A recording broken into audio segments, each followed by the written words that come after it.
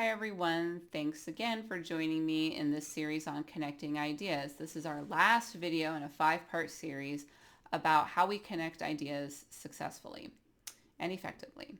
If we've never studied before together, my name is Sharon and I'm so happy that you're here with me today to learn about transitions. All right. Sorry, there we go. All right, so you'll recall from our previous videos that when I would put up this red square, what I mean is this is an independent clause. And we looked at what happens when we add a dependent clause to an independent clause. It makes a complex sentence. But I'm going to use the smaller square, which is smaller than the blue one we were using before for dependent clause. And this is going to be for our transition. Now, a transition can be one word, it can be 2 words, it can sometimes even be up to 4 words. We'll see some examples of that. So transitions can begin any type of sentence. They can come at the beginning of a complex sentence too, if you want.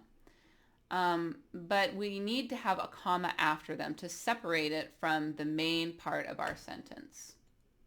So when we have transition like this, we're going to add a comma. So here are all kinds of examples. You can see what I meant about some of them are even up to 4 words on the other hand, right? Some of them are just one word. First and at first have different meanings. After that and after also have different meanings. And I would encourage you to look those up after the video is finished. So, take a screenshot of this if you want. It provides you a lot of ideas for how to not only add variety to your writing, but also how to fix problems when you're using coordinating conjunctions to connect, to begin a sentence. You don't want to use a coordinating conjunction to begin a sentence. Here are some phrases that are not transitions. Okay, I see this a lot in student writing. Another thing, I like basketball. That's not a transition. It's not something we say. If we want to have this idea, another thing is that. We could do that. We could say another thing that I like is basketball. Another thing that I like is basketball. We could do that.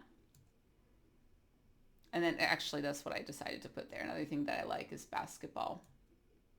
Secondly, I like basketball. You can do that. How about this one? One similarity between us are personalities. That's not a transition, okay? Instead, let's try something like one similarity between us is our personalities. Again, the first reason cats and dogs are great pets. The first reason, it's not a transition. Instead, let's say something like, the first reason is that cats and dogs are great pets. About me, I prefer reading. No, we do not use about me. That's not a transition. It's not even a connecting word that we use between sentences. You say instead, as for me, I prefer reading. So here's a summary of our connecting words that we've learned so far according to our types of sentences. So we have simple, compound, and complex. And you'll recall that for a simple sentence, we don't have any connecting words, right? For compound, we have coordinating conjunctions. For complex, we have subordinating. And then you have your examples down here. Fanboys, you'll recall that fanboys, that means for, and, nor, but, or, yet, and so. Okay? So feel free to take a screenshot of that to help you remember the difference between the connecting words for these types of sentences. All right, here's our visual review. What is that? That is an independent clause. And what is this one? This, I should probably write that out actually. Independent clause. When we put two together, we have a compound sentence.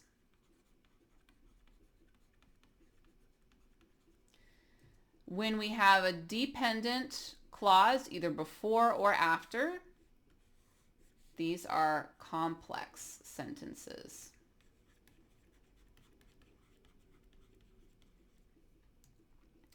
When we have a transition,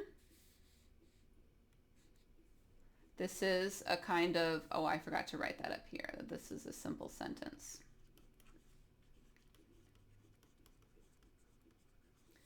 This one is a transition plus a simple sentence or independent clause, either way. All right, so quiz time. Take a minute, pause this video, and see if you can fix it. You might be thinking, these look very familiar. If you watch the introduction video, I hope you remember how to fix them. All right, let's do it.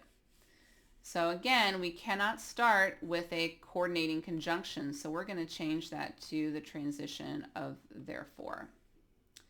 With this one, because we have a subordinating conjunction that starts a dependent clause, and we have our independent clause here,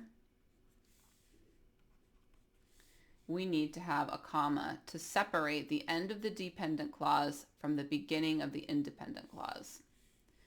Here we have an independent clause, and we have a subordinating conjunction. So this is dependent. Sorry, not Vic, that's not right. And then we take out our comma. We don't have a comma before a dependent clause. The first reason, we don't say that. We can say instead, is that cats are less expensive. Now, I'm going to point out that whatever you have here should be an independent clause if you're going to have is that. And then here we need to have an independent clause at the beginning, or we can have it afterward. But right now, it's just a fragment. So I'm going to say, because English has many spelling rules, it is difficult to remember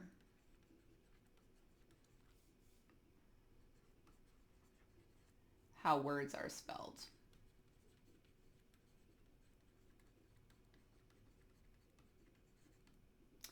All right, and that brings us to the end of our series on connecting ideas.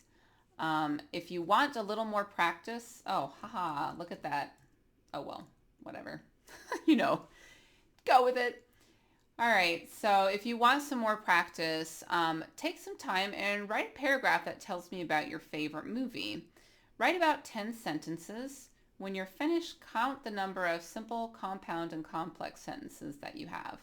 And then post it to the comments of this video and I'll get back to you. Thanks for joining me today, and I'll see you again next time.